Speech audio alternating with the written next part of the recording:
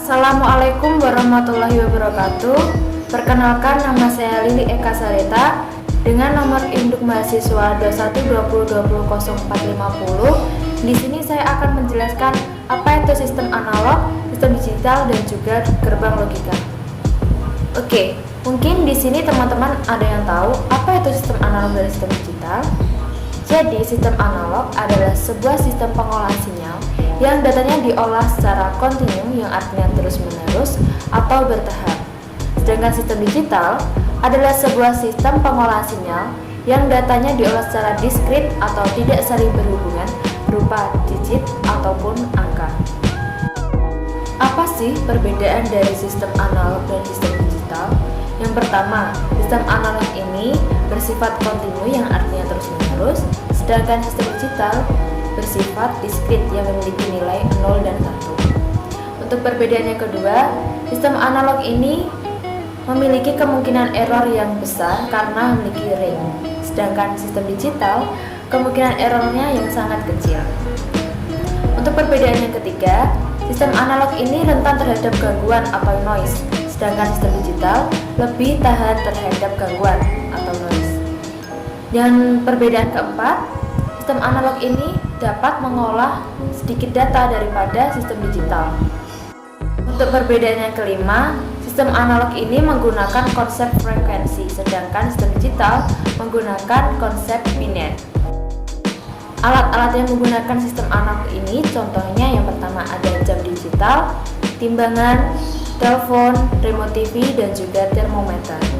Sedangkan alat-alat yang menggunakan sistem digital, yang pertama ada handphone, jam digital, timbangan digital, tensi, dan juga termometer digital. Ini saya akan menjelaskan juga apa itu gerbang logika. Gerbang logika adalah sebuah entitas untuk melakukan pengolahan input-input yang berupa biner atau 0 dan 1 dengan menggunakan teori aljabar boolean sehingga menghasilkan sebuah output yang dapat digunakan untuk proses berikutnya. Gerbang logika memiliki 7 jenis gerbang logika dasar. Di antaranya yang pertama ada AND, OR, NOT, NAND, NOR, XNOR, dan XNOR. Gerbang AND. Gerbang AND ini apabila semua atau salah satu input merupakan bilangan biner berlogika 0, maka output yang akan dihasilkan juga 0. Namun, jika semua berlogika 1, maka outputnya juga akan bernilai 1. Berikut merupakan simbol dan tabel kebenaran dari gerbang AND. Selanjutnya ada gerbang OR.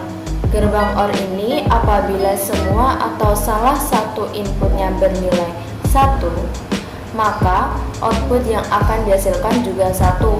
Namun, jika semua inputnya bernilai 0, maka outputnya juga akan 0. Selanjutnya ada gerbang NOT. Jadi gerbang NOT ini berfungsi sebagai pembalik. Nilai outputnya akan berlawanan dengan nilai inputnya. Jadi contohnya misalkan X bernilai 0, maka output yang akan dihasilkan bernilai 1. Jika X bernilai 1, maka output yang akan dihasilkan bernilai 0. Gerbang selanjutnya adalah gerbang NAND. Jadi apabila semua atau salah satu input berlogika 0, maka output yang akan dihasilkan bernilai 1. Namun jika semua input berlogika 1, maka outputnya akan bernilai 0, seperti tabel kebenaran di atas.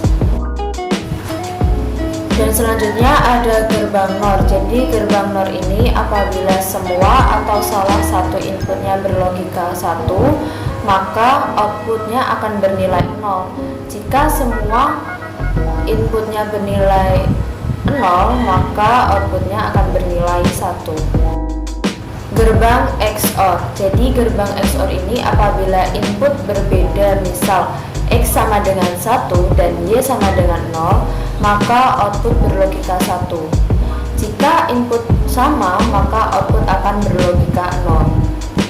Dan yang terakhir ada gerbang XNOR. Jadi gerbang XNOR ini apabila input berbeda, misal X sama dengan 1 dan Y sama dengan 0, maka output berlogika 0.